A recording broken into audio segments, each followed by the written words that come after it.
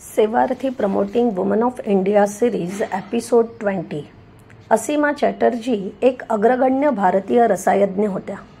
जैविक रसायनशास्त्र आणि औषधशास्त्र यात महत्त्वपूर्ण योगदान दिले। भारतीय विद्यापीठातून डॉक्टरेट मिळविणाऱ्या पहिल्या महिला शास्त्रज्ञांपैकी या एक होत्या।